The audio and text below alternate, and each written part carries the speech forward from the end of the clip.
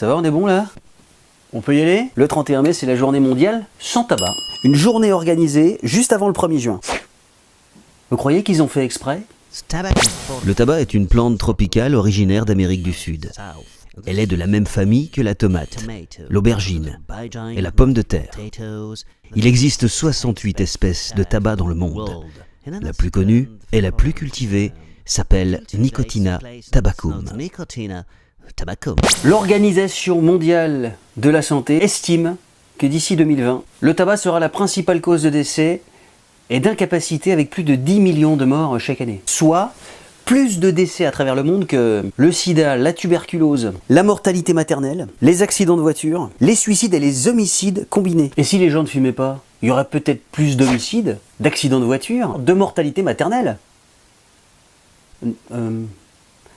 Non, peut-être pas le dernier. Si on pouvait faire quelque chose pour les photos dégueulasses qu'il y a sur les paquets de cigarettes. Non? Bon, ce qui est sûr, c'est que ça persuade le non-fumeur de le rester. Hein. De voir une photo dégueulasse pendant qu'on bouffe un bœuf bourguignon en famille, et donc il y a tonton Christian qui a oublié d'enlever son paquet de cigarettes qu'il a posé sur la table, ça dégoûte. Alors moi j'ai juste envie d'apprécier mon bœuf bourguignon, et j'ai pas envie non plus d'engueuler tonton Christian, parce que moi je l'aime bien, tonton Christian. Tonton Christian, je t'embrasse. Alors il y a des gens qui disent qu'il faudra arrêter de vendre du tabac, carrément, hein, mais bon, c'est quand même un raccourci assez merdique. Il y aura peut-être encore plus de contrebande, de perte d'argent pour l'État aussi. Selon une étude du cabinet Microeconomics, l'État toucherait 20,6 milliards d'euros par an, quand même. Hein, c'est pas mal. Parlons plutôt de ce que le tabac fait côté santé sexuelle. Voilà, là il y a quelque chose de concret, on a tous envie d'assurer au pieu. N'est-ce pas, docteur? Ah oui, en effet, oui, totalement. L'excitation sexuelle nécessite une bonne irrigation sanguine. Et le tabac montre un impact négatif sur la phase d'excitation. La nicotine, le monoxyde de carbone sont responsables d'une vasoconstriction avec un effet plus immédiat. En gros, c'est la merde.